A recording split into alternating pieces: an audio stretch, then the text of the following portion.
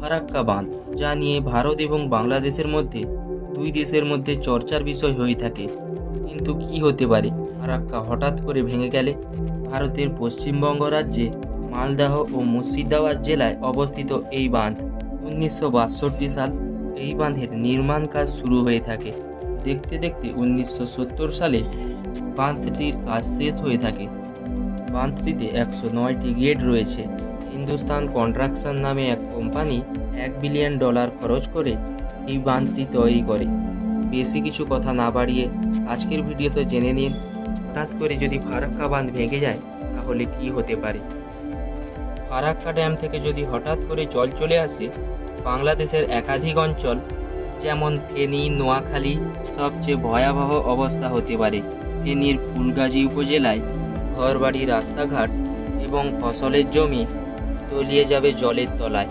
হঠাৎ করে জল চলে আসায় মূল্যবান জিনিসপত্র যেমন সোনা দানা, টাকা পয়সা এবং দরকারি কাগজপত্র নিয়ে যাওয়ারও সময় থাকবে না। নিজেদের প্রাণ বাঁচানো হয়ে যাবে মুশকিল। লাখ লাখ মানুষ ও পশু পাখি তলিয়ে যাবে জলের তলায় এবং যারা বেঁচে থাকবে তাদের হাতে খাবার তুলে দেওয়া সরকারের জন্য দুষ্কর চিন্তার বিষয় হয়ে দাঁড়াবে।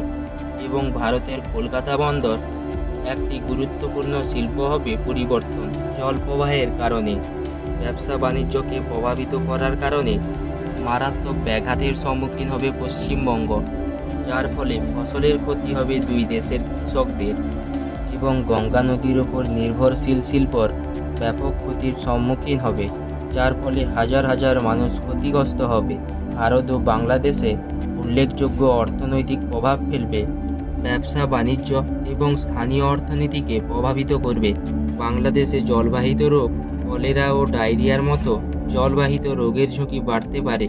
কিন্তু এটা মনে রাখা অপরিহার্য, ফারাক্কা বাঁধের ভেঙে যাওয়ার সম্ভাবনা খুবই কম, কারণ এটি একটি সুসুরক্ষিত কাঠামো।